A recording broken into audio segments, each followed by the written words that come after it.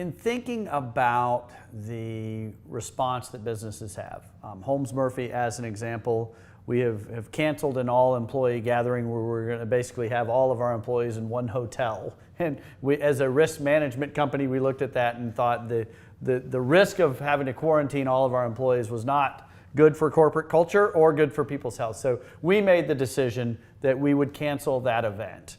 And so that's kind of how we looked at that. And I know a lot of employers are trying to figure out right now, do they have people work from home? Do they cancel company events? Do they cancel meetings with more than a certain number of people? If you look at this not as a chief operating officer of a company, but you look at it as a doctor, what would be the doctor's advice to us as business leaders? These are things to consider as you try to decide whether to go business as usual or change business meetings practices. So the first thing that I would recommend is talk to the people in your company and say, who of you have a susceptible person at home? Who of you have somebody at home that is in danger? So if you're caring for an elderly parent who is something like that, okay? Or you have somebody who's on, Remicade or Enbrel or something that's compromising immune system.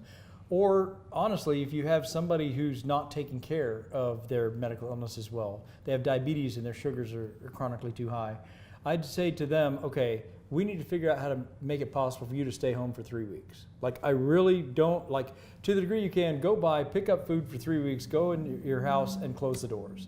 And let's make sure that your loved one or the person you're responsible for doesn't get infected. Right. And so, and by the way, for people who I have as patients, I literally said, go buy 3 weeks of food, take 2 friends that are well right now, and the 3 of you hang out for 3 weeks until we know what's going on. So I would, as a corporation, really try to find those people that are exposing other people as much as you can. And then as a general rule, I do what I could to have the rest of the people stay as isolated as they could. There's nothing wrong with that if it doesn't hurt your business. Then number 3 is I would try to make sure you have, the opportunity to use the sanitary cleanses and wash your hands. I would limit the number of large meetings the way that we did it here at Holmes Murphy, and I would limit travel, which a lot of companies are doing. And then I would be very aggressive about asking anybody who has symptoms to use telemedicine or some mode to get care as quickly as you can. I would reduce the barriers to getting care. A lot of people, the underinsured in America, yes, they've got insurance and they can't afford to use it. Particularly now, if there's any work stoppage, they don't have reserves. So we're going to have to decrease the barriers of cost, and I know that there's some new rulings on that. And then when a medicine becomes available, we're going to have to be very thoughtful about how do we make that available. But really, I think that try to set up your company to function as well as you can for as long as you can with as few people being exposed to crowds, other people, and particularly those that have loved ones or people that are susceptible at home.